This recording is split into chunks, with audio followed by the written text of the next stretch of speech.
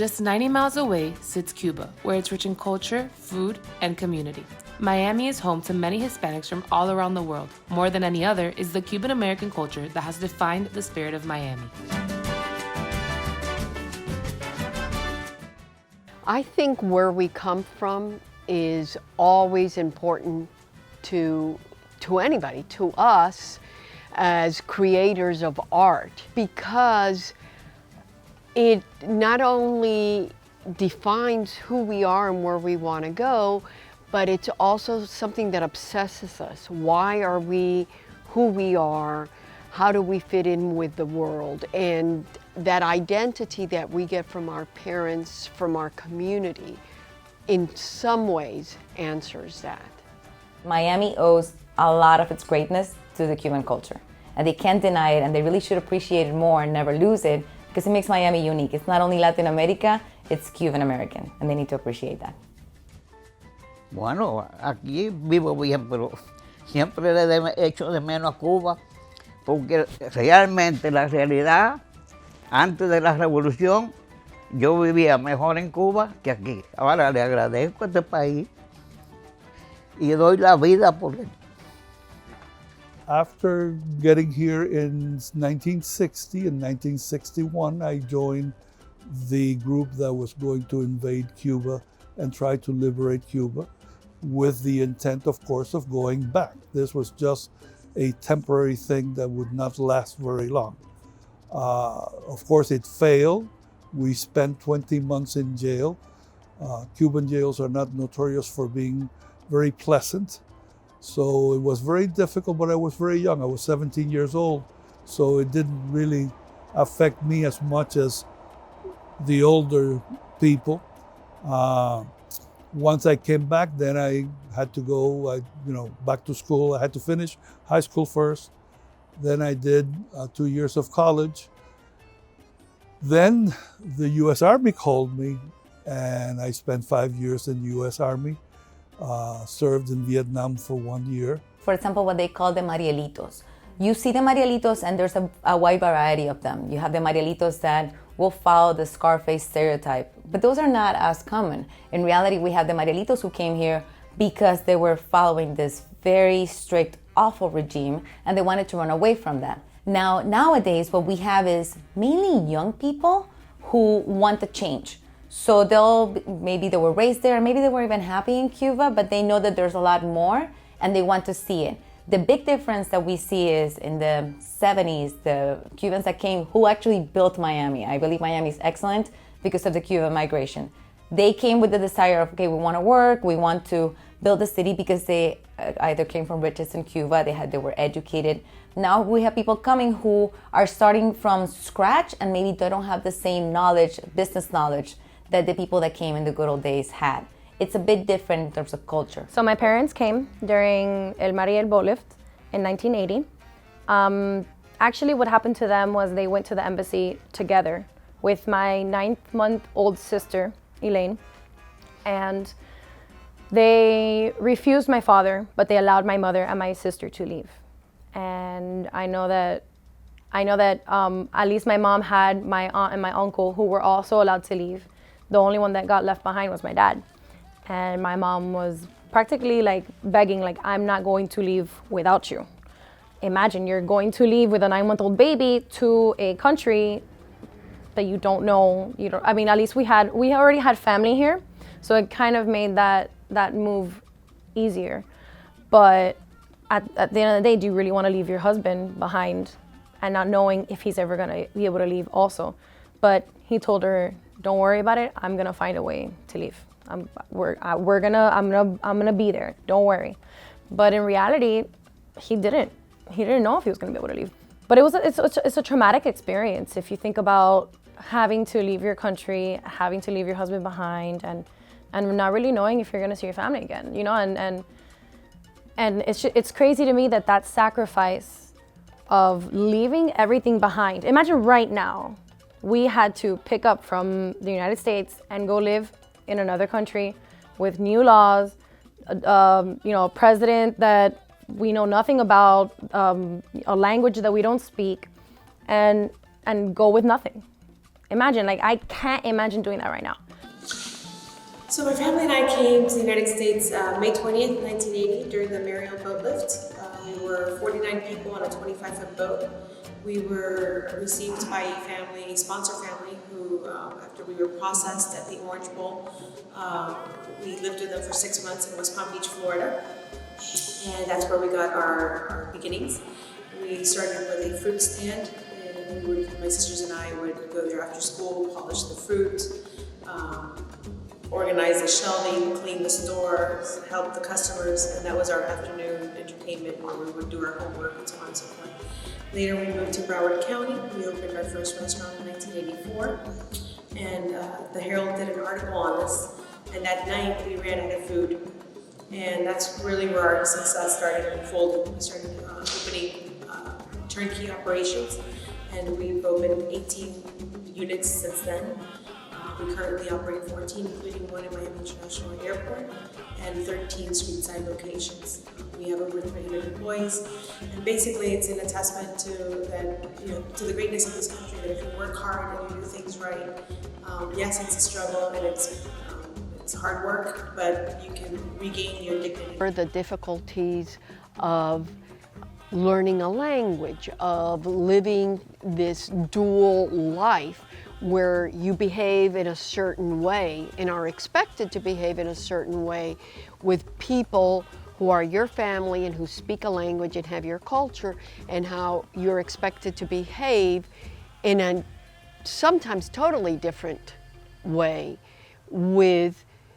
in school with people who don't speak your language. So a lot of that is true, and I think to a certain degree, people who are bilingual and bicultural, that's still true. You live, as some people say, you live on the hyphen. You know, you're very Cuban, very Hispanic on one side, but then totally, truly American on all the others. So in a way, my own experience as a child informed what Yara, the character, experienced, but also what other people who were older than I was experienced. It's interesting because Cubans, when they originally came, because they still have the Cuban Adjustment Act, when they had the wet foot and dry foot policy, it was easier. So in fact, many Cubans that came to my office, I would actually refer them to free institutions that would help them because they had certain benefits. Now that has drastically changed since Obama took that away. And now Cubans are treated as we say every other immigrant, which means that when they come and they're coming, for example, across the border or through the ocean, they'll be placed with strict asylum rules. And if they do come in legally, they stay in anonymity for a year and 1 day until they can apply. So it all depends on how they come in, their circumstances, but it's definitely very different than what we had in the good old days before the regime change. Today you see it as what it is today, but in the beginning it was very different. In the beginning, for example, in my particular family, we are 8 brothers and sisters. So we had a little bitty tiny apartment where there were 22 people living in that apartment. So that period of growth, first came the flights from Cuba, then came Mariel, then came a bunch of other events that grew the Cuban community. Well, for me, when I came as a child, Miami was very, very different. You know, Miami in many ways is cosmopolitan. It's a majority Hispanic county. When I came, that was totally different in the sense that there were very few people who spoke Spanish. There was no ESOL, English for speakers of other language. You were just thrown in and you swam or you sank. So that was different, but there were certain things that always brought comfort because my parents, and I think many refugees of that time, associated with people who were in the same situation. So in certain respects, I grew up in what many people would now consider a ghetto. So my friends were people like me, and this was true pretty much until I went to high school. But at the same time, I was exposed to the American way, that we would call it, in school in little doses every day that helped me adjust. I don't think that's necessarily true in Miami anymore. It's probably true in other cities or other communities in the US, but not so much here in Miami. In comparison to Pennsylvania, where you see a different type of immigrant, maybe the immigrant who's more interested in working, here in Miami, you see a different variety. The immigrant that maybe has a good lifestyle in their country, but is coming here to experience Miami. And there's a lot more diversity. It's not a specific country, it's everywhere. And that makes Miami so much better than any other place in the United States.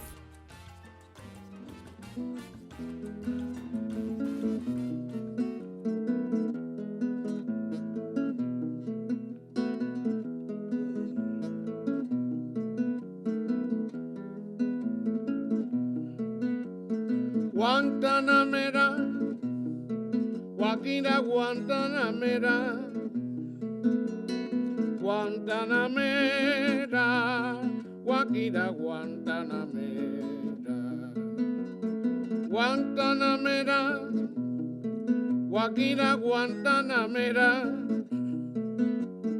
Guantanamera, Guajira Guantanamera.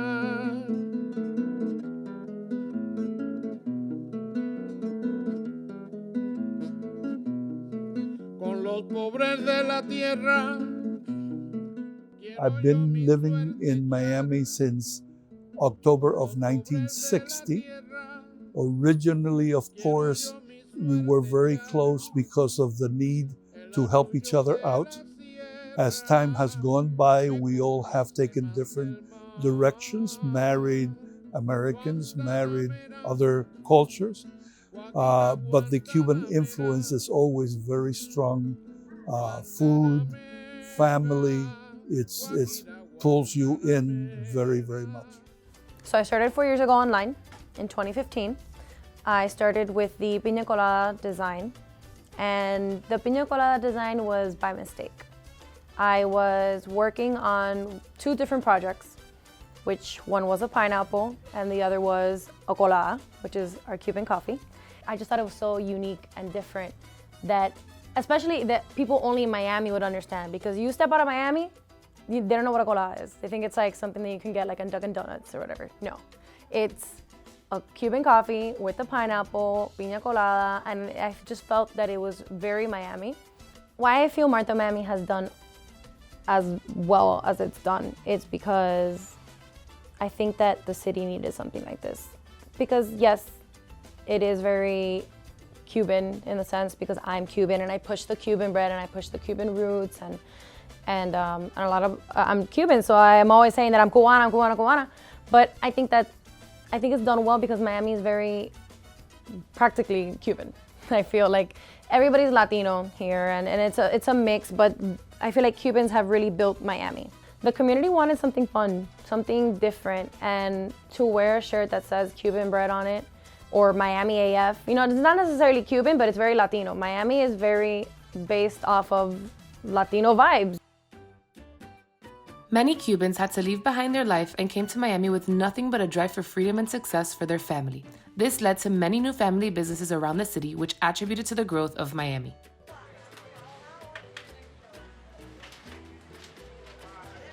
I've seen Miami grow into a 2 million population now.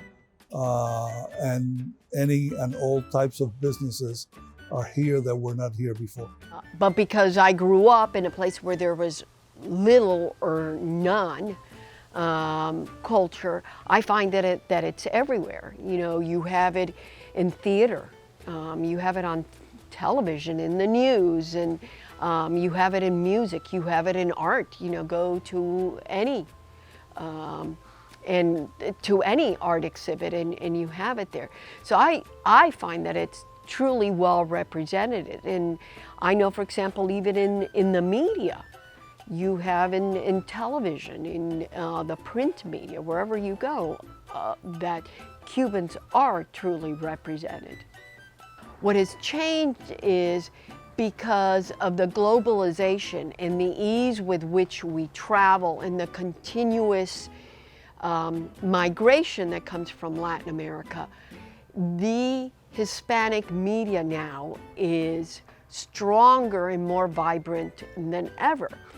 And so you have, for example, just locally, El Nuevo Herald, you have a Telemundo, you have an Univision, and some of these are not owned by Hispanics, they're owned by big English-speaking conglomerates who recognize that there's a future in approaching Hispanics in some way, whether it's in English, Spanish, or a mixture of both. Miami is best known for being a vibrant city full of art and music, and the Cuban influence has inspired many artists. The Cuban culture has helped shape Miami into what it is today. From food, music, art, and community, Miami has become one of the top tourist destinations in the world with no shortage of Cuban influence. I get lots of kind of crazy ideas going through my head, and here thinking where I am in Miami and the size of this particular kind of blank canvas was massive. I had to think of a variety of things to do here, but I wanted mainly something that actually would associate itself with Miami and people of Miami from all different cultures, from all different backgrounds, all different ages, and Domino's, as they say, so Miami, so it worked quite well. Cuban food in Miami, I think, is an amazing asset to the culture of South Florida because through food, we've held on to our culture through food, our music, so on and so forth. But food is really where the family comes together. So it glues our community and our families in a special way. So croquetas, tamal con lechon, arroz con pollo, all these foods that are so savory and tasty and healthy really are luring in our community to people that come from other places around the United States and even around the world, so that maybe can't go to Cuba or are afraid to go to Cuba and probably shouldn't go to Cuba, but they can have a taste of what Cuba was here in South Florida. We're truly the gateway and the bridge to Latin America. If we forget where our parents came from and all those little dichos that they taught us, that generation dies, and that's it. The Cuba that our parents once knew is not there. But those stories and that history, if we don't continue it, then that's it. We're done. It's literally in our hands, we're the first generation kids to continue this tradition. And if we don't, we're fucked. Cubans could not do it in their own land, but in exile, they have shown the world their talent in many areas, including arts and business. Those who first brought their culture to Miami helped the city flourish into what it is today. Now, it is up to the first and second generation Cuban Americans to carry out their legacy so it will never be forgotten. The Cuban spirit continues to live and breathe throughout the heart of this beautiful city.